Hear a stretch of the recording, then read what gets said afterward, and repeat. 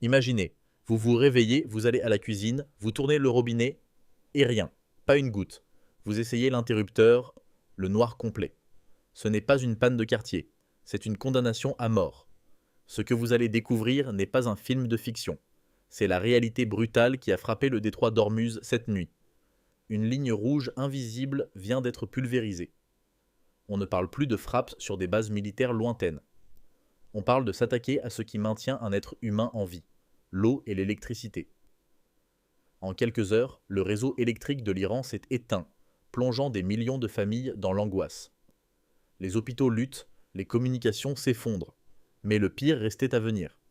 En riposte, l'Iran a frappé le cœur vital du Koweït, son usine de dessalement. Dans ce désert, sans ces usines, il n'y a pas de vie.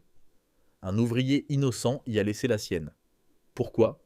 Parce que les grands de ce monde ont décidé que l'eau était désormais une munition comme les autres. Pendant que le président Trump menace de saisir l'île de Karg et que le prix du pétrole menace d'exploser votre budget quotidien, des millions de personnes qui n'ont rien demandé à personne se préparent à mourir de soif. L'Iran mobilise 1 million d'hommes. Israël refuse d'entrer dans ce brasier terrestre.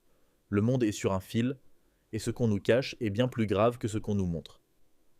La guerre moderne a changé de visage. Elle ne cherche plus à conquérir des terres, elle cherche à déshydrater des nations. Regardez bien ce qui se passe là-bas, car quand le robinet s'arrête, la civilisation s'éteint, et personne n'est à l'abri.